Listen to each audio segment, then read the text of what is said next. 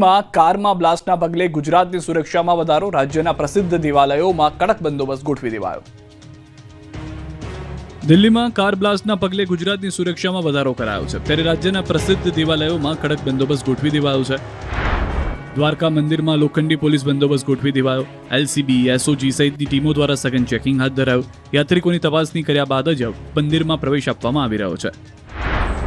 આ દ્રશ્યો શામળાજીના છે। યાત્રાધામ શામળાજી પણ પોલીસના હવાલે કરી દેવાયું। હથિયારધારી એસઆરપીના જવાનો અને પોલીસ તૈનાત કરી દેવાયા છે। મંદિરમાં ભક્તોને તપાસ્યા બાદ જ દર્શન માટે અંદર જવા દેવામાં આવી રહ્યા છે।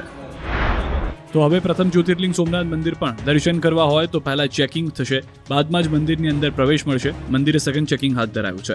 બોમ્બ સ્ક્વોડ, ડોગ સ્ક્વોડ સહિત સુરક્ષા કર્મીઓ દ્વારા આવનારા યાત્રીઓનું કડક ચેકિંગ કરવામાં આવે છે, તો યાત્રિકોના વાહનોની તપાસ પણ કરવામાં આવે છે। બીજી તરફ અંબાજી મંદિરની સુરક્ષામાં વધારો કરવામાં આવ્યો। અંબાજી મંદિર ખાતે દર્શનાર્થે આવતા તમામ ભક્તોની સઘન ચકાસણી કરવામાં આવી। મંદિરની અંદર અને બહાર ચુસ્ત પોલીસ બંદોબસ્ત ગોઠવાયો, સાથે જિલ્લામાં તમામ વાહનોની ચેકિંગ પણ કરવામાં આવ્યા। સ્થાનિક પોલીસ અને જિલ્લાની પોલીસ રાઉન્ડ ધ ક્લોક તપાસની કામગીરી કરી રહી છે। યાત્રિકોએ પણ પોલીસની તપાસ કામગીરીમાં સહકાર આપી રહી છે। આ તરફ અમદાવાદના મંદિરોમાં પણ કડક બંદોબસ્ત ગોઠવી દેવાયો છે। શહેરના જગન્નાથ મંદિર હોય કે પછી ભદ્રકાળી મંદિર, તમામ મંદિરો પર હવે પોલીસની નજર છે। પોલીસ તૈનાત કરી દેવામાં આવી છે।